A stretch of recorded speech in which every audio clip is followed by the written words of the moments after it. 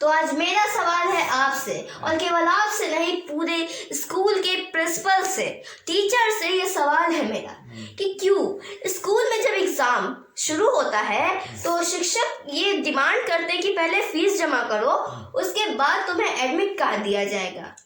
क्या है कि आज का सबसे बड़ा चीज शिक्षा रोजगार हो गया है, बिजनेस हो गया है। शिक्षा में पहले अब मंदिर रहता था, पहले के जमाना में गुरुकुल रहता था जहाँ पे कि फीस का कोई सिस्टम ही नहीं था।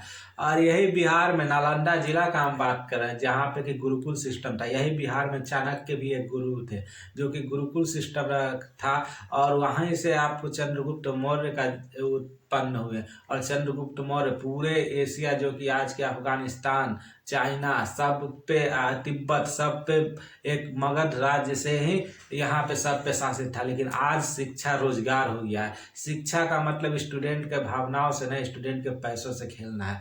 अगर पहले के ज़माना में स्टूडेंट शिष्य होता था और गुरु गुरु कहलाते थे। आज के समय में गुरु एक बिजनेसमैन है और स्टूडेंट उसके लिए कस्टमर। आप चले जाओ कोई भी स्कूल में, कोई भी आप कोचिंग संस्थान में, सब जगह स्टूडेंट को कस्टमर के रूप में देखा जाता है। जितना ज़्यादा कस्टमर आए, और ये जो स्कूल है कोई शिक्षा का मंदिर नहीं है, एक दुकान है।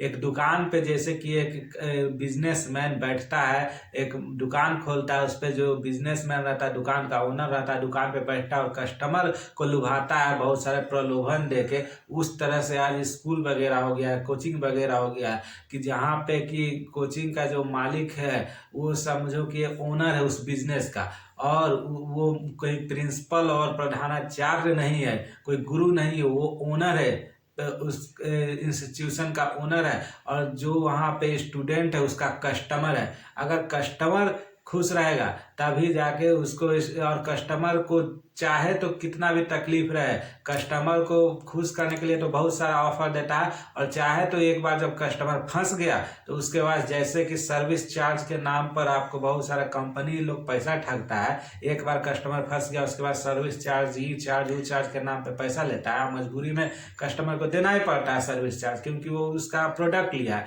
उसी तरह से स्टूडेंट है, एक बार स्टूडेंट अगर फंस गया उसके चंगुल में, एक बार स्टूडेंट का एडमिशन ले लिया ब्रांड के नाम पे कि बड़ा स्कूल है, ये है वो है, उसके बाद स्टूडेंट हो जाता है उसके लिए कस्टमर। और मजबूरी में, क्योंकि स्टूडेंट अगर उसका बात नहीं मानेगा, पेरेंट्स उसका बात नहीं मानेगा, तो उसको टॉर्चर किया जाएगा, उसका कैरियर से खिलवाड़ किया जाएगा। और एक तरह से सर्विस चार्ज जो होता है, बार बार उस पर से सर्विस चार्ज लिया जाता है।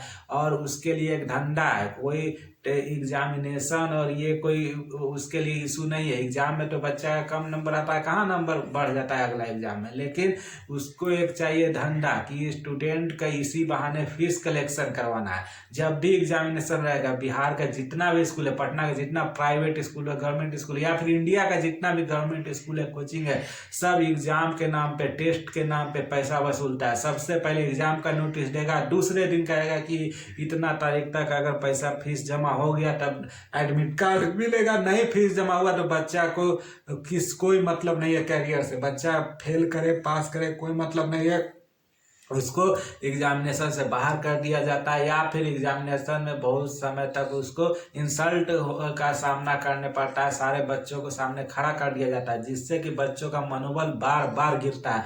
और जो बच्चा अच्छा करना भी चाहता है वो बच्चा अच्छा नहीं कर पाता है। हर जरूरी नहीं है कि सारे लोग रईस परिवार के, मिडिल क्लास फैमिली के बच्चे ही ज़्यादातर स्कूल वगैरह में पढ़ते हैं। और मिडिल क्लास फैमिली के बच्चों के साथ ये प्रॉब्लम रहता है, फीस का प्रॉब्लम रहता है। लेकिन स्कूल प्रशासन ऐसा कुछ नहीं समझता है। वो जानता है कि अगर इस वक्त फीस नहीं वसूले तो फिर फीस बाद में वसूलने में बहुत दिक्कत होगा। इसलिए स्कूल वगैरह का जो भी टीचर्स लोग हैं जानबूझकर एग्जामिनेशन के समय में बच्चों को टॉर्चर करते हैं, उसके पेरेंट्स को टॉर्चर करते हैं। और इस पे सरकार कभी कुछ नहीं करता है। सरकार बहुत सारा इस पे किया हुआ है, लेकिन सरकार बहुत सारे, सुप्रीम कोर्ट भी बोलता है कि बच्चों को टॉर्चर नहीं किया जाए, लेकिन बार बार ऐसा होता है, कभी भी सख्ती से लागू नहीं होता। देखिए, मैं इस बात के लिए क्षमा चाहती हूँ, लेकिन मुझे बोलना पड़ेगा। मैंने खुद ये स्थिति को झेला है। मेरा जब एग्ज़ाम था तो मेरा एक एग्ज़ाम में छूट गया था आधा पेपर, तो उसके लिए मैं रो रही थी क्लास में। तो मेरे टीचर खुद बोले कि पेरेंट्स को पैसा देना चाहिए, लेकिन मुझे उस समय बहुत बुरा लगा। मुझे लगा कि सर, मेरे पेरेंट्स की सिचुएशन को भी तो समझना चाहिए। हर एक बच्चा रईस फैमिली से नहीं आता है, मिडिल क्लास फैमिली से आता है। लेकिन इसका मतलब ये नहीं, ये आपका धर्म है कि उस बच्चे को आप सपोर्ट करें, ना कि उसे बार बार नीचा गिराएं, उसे ह्यूमिलेट करें। ये स्कूल की गलती है और ये प्रशासन की भी गलती है।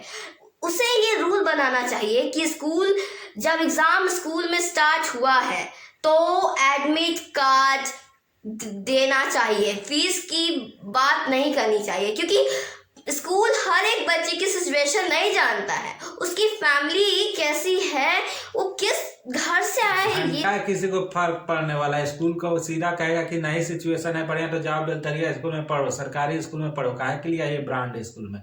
स्कूल का सीधा का नाम है, अगर तुम्हारा औकात नहीं है तो मेरे पास मत आओ। जहाँ पे जितना में औकात है उसी औकात के भरोसे पढ़ाई करो, अपना कंप्लीट करो। सीधा स्कूल प्रशासन का ये का नाम है।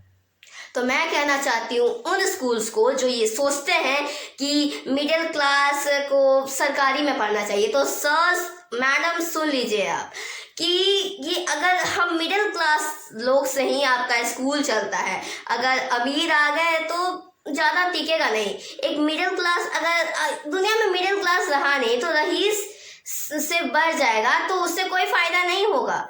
मिडिल क्लास से ही बनता है, हम लोग से ही आप लोग हैं। अगर सब्जी बेचने वाला सब्जी नहीं बेचेगा तो आप लोग के घर में सब्जी नहीं पहुंचेगा, आप लोग के घर में खाना नहीं बनेगा।